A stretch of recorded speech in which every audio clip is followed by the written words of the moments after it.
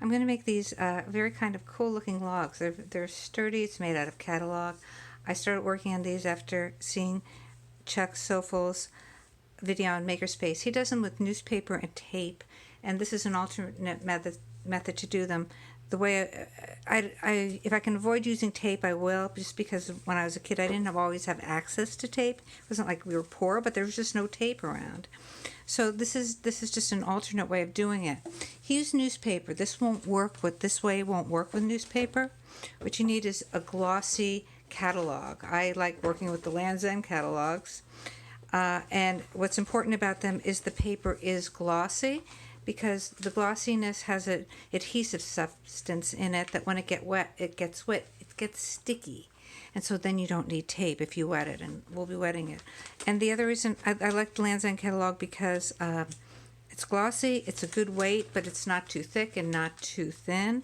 And I also like that their colors often go right to the edge, because the edge is going to show. This is one I've taken apart already. And what I do is I cut it in half. And this one is already cut in half, because you don't need me to cut it and see me doing that. And I love this edge right here, so that's what it's going to show on my stick when it's done. So you can get kind of pretty looking colors if you are thoughtful about how you put them together. So that's the part that I want to show. So I make it, so I start off where it's not showing, and I fold it up about 1.5 inches, and you'll get really good at estimating about 1.5 inches. Okay, so I fold it up, and I'm going to actually fold this 4 times. It feels as if 4 times might be too much, but it isn't. So that's 1. I fold this over again.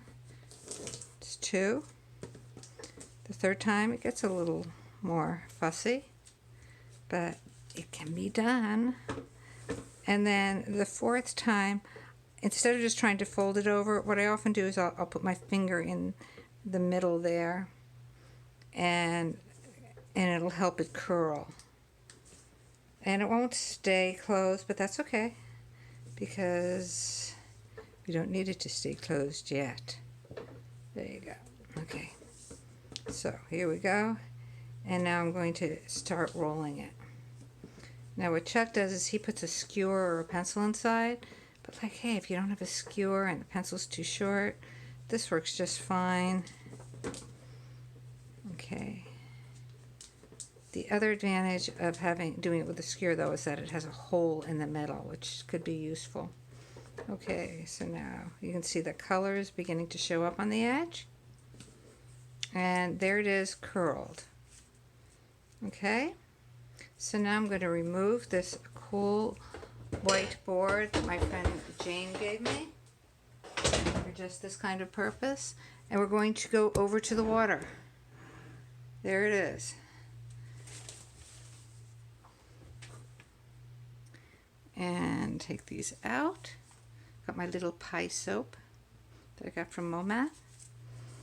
And there's nothing really delicate about this. We're really going to wet it. So it's not just a little bit. We really want that to get wet. So this takes a while to dry. So you might want to make a bunch one day, and then the next day use them. And I'm smoothing that out. It's not just getting wet, but making sure it closes up. Don't be afraid of wetting it too much. And I find here in the summer, it really just takes about a day to dry. Not that much, not that long, and there it goes. And oops, okay, isn't that pretty? And they're surprisingly sturdy. And you can look at the rest of my blog post to see different ways of using these.